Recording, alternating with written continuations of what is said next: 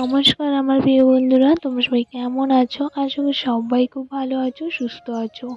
আলিপুর জেলার ছোট্ট একটা শহর থেকে আমি মনিকা আমার আরও একটি নতুন ব্লগে তোমাদের সবাইকে স্বাগত জানাই। বড়দেরকে অনেক অনেক প্রণাম, বাচ্চাদেরকে অনেকটা ভালোবাসা জানিয়ে আমার আরও একটি নতুন দিন তোমাদের সঙ্গে শুরু করছি। আজকের দিনটা শুরু করছি, এখন বাজে ঘড়িতে 6:30, আর এখন থেকে কিন্তু দিনটা শুরু করছে আমার। তো দেখো, আজকে একটু অন্যরকম করে ব্লগটা শুরু করছি, কারণ হলো যে সকাল সকাল ঘুম থেকে উঠে পড়েছি, কেউ এখনো উঠেনি, তো ভাবলাম আজকে আমি উঠানটা ঝাড় দিই। তো সেই কারণে সকাল সকাল ঘুম থেকে উঠে পড়া, আর সকাল সকাল ঘুম থেকে উঠে কিন্তু আমি আমার নিজের কাজগুলো, ঘরের কাজগুলো কমপ্লিট করে নিয়েছি। আর জানো তো, কালকে রাত্রে আমি এঁঠো বাসন ধুয়ে রাখিনি, তো সেই কারণে সকাল সকাল এঁঠো বাসন টাসন সমস্ত কাজ আমার কমপ্লিট করে এখন ভাবলাম যে যাই হোক, এখন যেহেতু বাড়ির কেউ উঠেনি, তো আমি আজকে উঠানটা ঝাড় দিই। আর যদিও যদিও কিন্তু আমি প্রতিদিন উঠান ঝাড় দিই না, আমি এই হঠাৎই মাঝে মধ্যে ঝাড় দিই। আর বেশিরভাগ কিন্তু এই বাড়ির দিদিভাই বা পাশের ঘরে আরেক দিদিভাই থাকে, ওরাই বেশিরভাগ ঝাড় দেয়, বা কাকিমা। আমি খুব একটা ঝাড় দিই না, ওরাই বেশি ঝাড় দেয়। তো আমার আজকে কেন জানি ইচ্ছে হলো, তাই আমি আর কি ঝাড় দিচ্ছি। যাই হোক, আজকের ব্লগটা তোমাদের দুদিনের ব্লগ এক জায়গায় করে মানে শেয়ার করছি, কারণ এই দুদিন ঠিকঠাকভাবে আমি ব্লগ শ্যুট করতে পারিনি। তো যেটুকু যেটুকু শ্যুট করেছি সেটা দিয়ে আজকে একটা ব্লগ তোমাদের সঙ্গে শেয়ার করছি। আশা করি আজকের ব্লগটা তোমাদের সবারই খুবই ভালো লাগবে। তো যাই হোক, এদিকে তো উঠান ঝাড় দিচ্ছি, আর ওইদিকে কিন্তু আমার রান্নাঘরে ভাতও বসিয়ে দিয়েছি সকাল সকাল।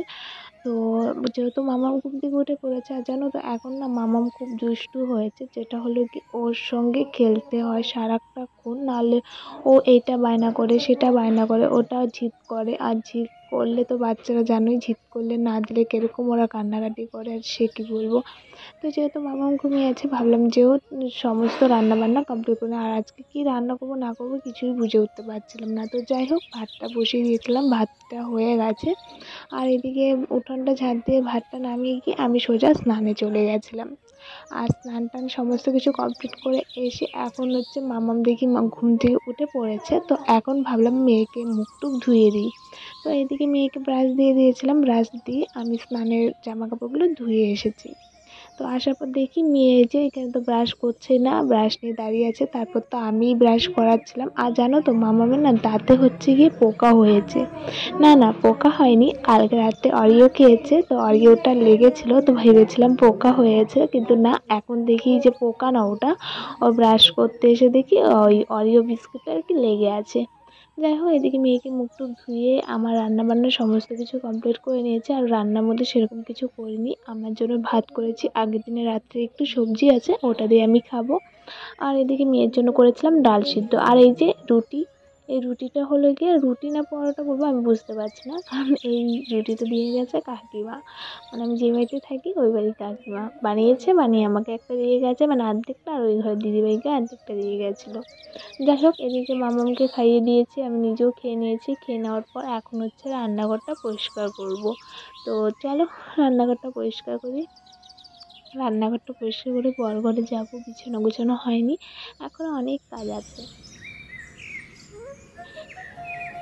যাই হোক, এদিকে তো রান্নাঘরের সমস্ত বাসন নিয়ে বাইরে রেখে এসেছি, আর এখন হচ্ছে রান্নাঘরটা মুছে নিচ্ছি। সুন্দর করে রান্নাঘরটা মুছে কাজ করে রেখে তারপর যাব বাসন ধুতে। আর জানো তো, ওই যে প্লাস্টিকে দেখতে পাচ্ছ নোংরাগুলো, প্রায় 2 দিন ধরে আমি জমাচ্ছি, কিন্তু ফেলতে যেতে পারছি না, কারণ আমার মনেই থাকে না। যখনই মানে রান্নাঘর পরিষ্কার করতে আসি, বা রান্নাঘরে যখন আমি কাজ করতে আসি, তখনই মনে হয় যে না, এখন ফেলে আসি না, একটু পরে, না এই কাজটা করে নিই তারপর ফেলে আসবো। তো এটা সেটা ভেবে মানে কাজগুলো করতে করতে আর করাই হচ্ছিল না। তো ভাবলাম যে না, আজকে আর কোনো কুড়োমি নয়, এখনই এটা নিয়ে বাইরে রাখবো, তাহলে আর কি মনে থাকবে। মনে থাকলে আর কি, মানে বাইরে রাখলে মনে থাকবে। সেই কারণেই দেখো, আমি যেদিকে ঘর মুছছি আর ওইদিকে কিন্তু বাঁ হাতে কিন্তু আমি ওটা নিয়ে নিয়েছি। তো এটাই এখন আমি যে ঘর মুছে ওটা নিয়ে যাব, নিয়ে ফেলে দিয়ে আসবো। আর এদিকে দেখো, বাইরে যে বাসনগুলো রেখেছিলাম সেগুলো নিয়ে সোজা কলের পাড়ে চলে আসছি বাসনগুলো। আর বাসনের মধ্যে তো সেরকম কিছু ছিল না, দুটো বাটি, মামামের একটা থালা, আর হচ্ছে এই গামলাটা। এই গামলাটা বেশি নোংরা হয়নি, তো এটা ওই জলটা ফেলে ধুয়ে নিয়ে এলাম, আর ধুয়ে নিয়ে এসে বারান্দায় রেখে দিলাম। আর বারান্দায় রেখে দিয়ে এসে এখন হচ্ছে রান্নাঘরে যা যা নোংরা ছিল সেগুলো নিয়ে বাইরে যাচ্ছি, বাইরে নিয়ে গিয়ে ওগুলো ফেলে দেবো। ফেলে দিয়ে এসে তারপর কলেপারে অনেকগুলো বাসন জড়ো করে রেখেছি, মানে দেখতেই পেলে যে বাসনগুলো আমি বাইরে নিয়ে গেছি সেই বাসনগুলো ধুতে হবে। আর জানো তো সকাল থেকে না ভালো রৌদ্র এসেছে বাড়িতে, তো ভাবছিলাম কিছু জামা কাপড় ধুবো, পরে দেখি না আর জামা কাপড় আজকে ধুবো না, একদমই ইচ্ছে করছিল না। আর আজকে কিন্তু পৌষ সংক্রান্তর আগের দিনের ব্লগ, যেটা আমি এই যে এখন শেয়ার করছি সেটা হচ্ছে পৌষ সংক্রান্ত আগের দিনের ব্লগ। তো আমি কিন্তু জানি না যে কালকে পৌষ সংক্রান্ত। তো যাই হোক, এটা এই দুটা দিন নিয়ে আজকে তোমাদের সঙ্গে একটা ছোট্ট ব্লগ শেয়ার করছি। তারপর দেখো এদিকে তো ওই নোংরা টোংরা ফেলে দিয়ে এসে এখন হচ্ছে গিয়ে বাসনটা যে কটা বাসন সেগুলো ধুয়ে নিচ্ছি। তো দুপুরবেলা না ভাত খাবো, কিন্তু পেয়ে গেছিলো, তো সেরকম কিছু রান্না হয়নি, মানে করিনি। তো ভাবলাম কী করবো, তারপর ভাবলাম যে ঘরে একটু ধনেপাতা আছে, টমেটো আছে, এগুলো দিয়ে একটা চাটনি বানিয়ে নিই। তো দেখো যেরকম ভাবনা সেরকম কাজ, এইখানে কিন্তু সমস্ত কিছু নিয়ে একবারে রেডি করে নিয়েছি।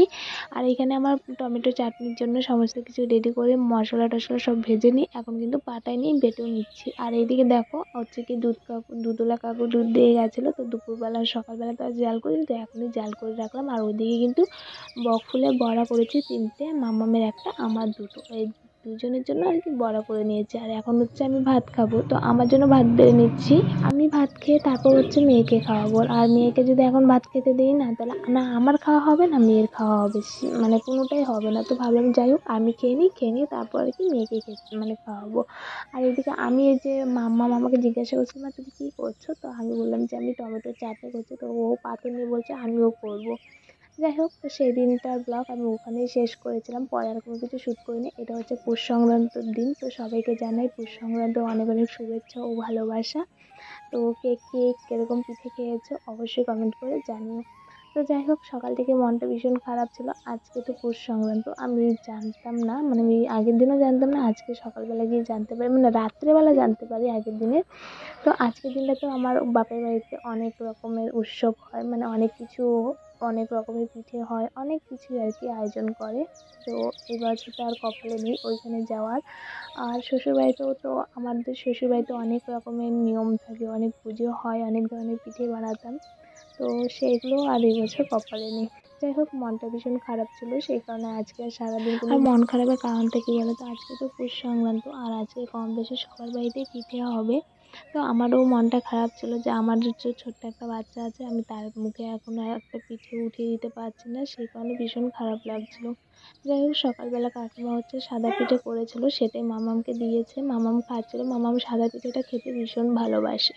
তো যাই হোক, মামাম হচ্ছে গিয়ে সাদা পিঠা খাওয়ার পর আর সারাদিনে কোনো কিচ্ছু শেয়ার করতে পারিনি। তো সন্ধ্যার সময় একটু পিঠে মানে আয়োজন করছিলাম, তো ভাবলাম এটাই আজকে একটু শেয়ার করি। সত্যি কথা বলতে আমার মাম্মাম তো এখন বড় হচ্ছে, বলো এখন তো ওর খারাপ লাগবে যে সবার বাড়িতে পিঠে হচ্ছে, আমাদের বাড়িতে হচ্ছে না, আমি খেতে পারছি না, সেটা তো খারাপ লাগবে। গত বছর তো ও ছোট ছিল, ও খুব একটা বুঝতো না। তবে গত বছরেও কিন্তু আমরা খুব ধুমধাম করে অনেক ধরনের পিঠে বানিয়েছিলাম, জানো তো। এখন হচ্ছে আমি পিঠে বানাতে এসেছি ঘরে, তো রান্নাঘরে আর কি।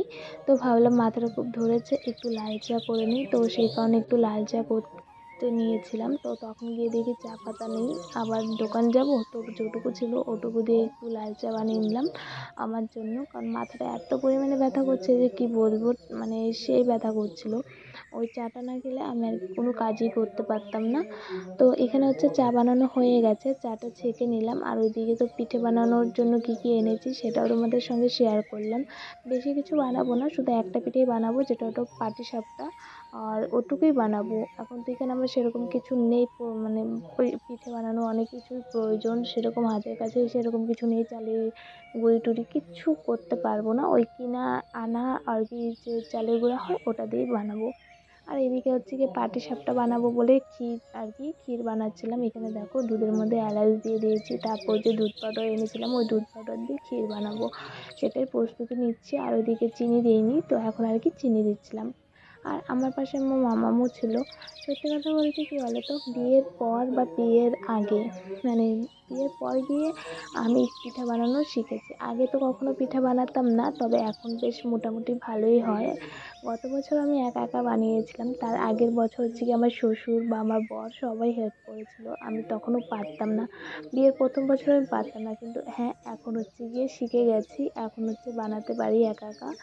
তবে একটু মানে নার্ভাস হই, মানে ভয় ভয় তো লাগে, তারপরও চেষ্টা করি একটু পারফেক্টভাবে মানে ভালোভাবে বানানোর। তো যাই হোক, এইবার যে মানে একা একা পিঠেটা বানিয়েছিলাম বেশ ভালোই হয়েছিল, খেতে ভালোই হয়েছিল। আর বানানোর সময় যে মানে সে বাটারটা ওটাও খুব ভালোই হয়েছিল। আসলে কি বলতো, কেউ কোনো কাজ শিখে আসে না, পরিস্থিতিতে বা সময়কে সব কাজ শিখিয়ে দেয়। এখানে হচ্ছে কি পিঠে বানাচ্ছিলাম হচ্ছে আমার আর মামামের জন্য, আর এইটুকুই পিঠে বানাচ্ছিলাম। তখন আমি ভাবলাম যে আমি তো আর এই বাড়িতে একা থাকি না, আরও অনেকেই থাকে যারা ওরা পিঠা বানায় আমাকে দেয় বা কোনো কিছু বানালে আমাকে দেয়। তো আমি ভাবলাম যে একটু বেশি করেই বানাই, সবাইকে দিয়ে খাওয়া যাবে। তো সেটাই আর কি, একটু বেশি করেই বানিয়েছিলাম, সবাইকে দিয়েও দিয়েছি গরম গরম।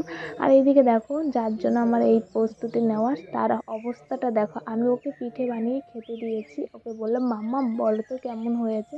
ও বলছিল একদম ভালো হয়নি, মানে ও আমার সঙ্গে মজা করছিল। আর পরে কিন্তু আমি যখন ক্যামেরা বন্ধ করে দিয়েছি, ক্যামেরা করা, তখন কিন্তু বলছিল মা বেশ ভালো হয়েছে, টেস্টি হয়েছে জানো তো। কিন্তু দুঃখের বিষয় কি বলো তো, আমি তোমাদের সঙ্গে এই কথাগুলো শেয়ার করতে পারলাম না, কারণ মামা এখানে যা যা বলছিল সেগুলো তোমরা কেউ শুনতে পারতে না, বাইরের থেকে অনেকটাই গানের আওয়াজ আসছিল।